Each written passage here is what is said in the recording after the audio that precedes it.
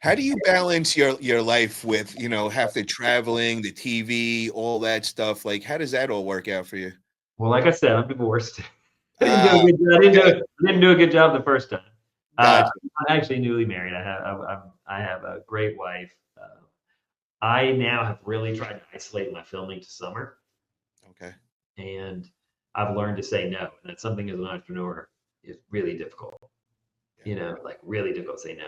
And so now I mean, I think anyone on here is a hustler. And like you got a bunch of businesses.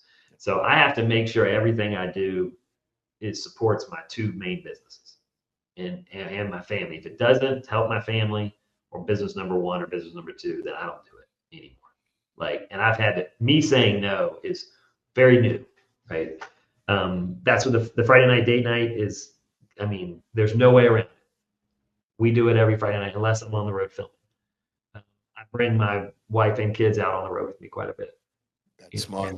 and so that's part of the cost of doing business. And I don't go away more than 10 days ever.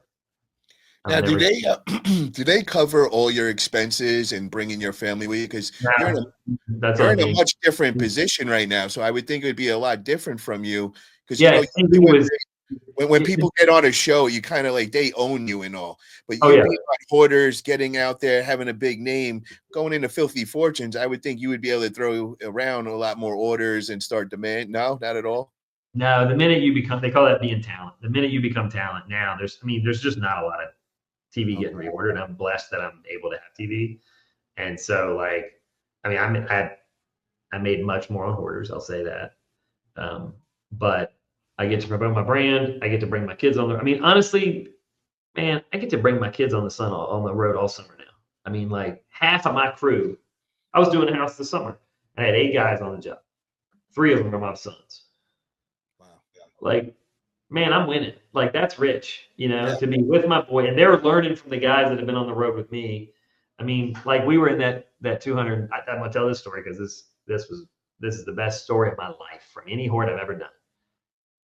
2 weeks ago on that house with all the cash. And I told my son he couldn't come in. My 15-year-old son said, "You can't come in the house. There's loaded guns. You got to stay outside." And then I was able to clear the guns from where all the money was. And he comes in, and I was like, I kind of wanted him to see 220 grand because like you're never going to see that amount of cash. I mean, it's cash. It's 20s, man. And I just wanted him to see it. And I said, "No, look, bud, we're going to call the lawyer. We're going to have basically a body cam. I mean, we're starting to wear body cams on our cleanouts now for this exact reason because we find there's a lot of benefits to being on TV, but there's also a lot of negatives. Yes. Like, I mean, first thing I thought was, oh my God, I just spent all this cash. Like, shit, they're going to say I stole it, right? Like, and then it's going to be a big story. It's off. Like, I'm the last guy that should be finding that much cash.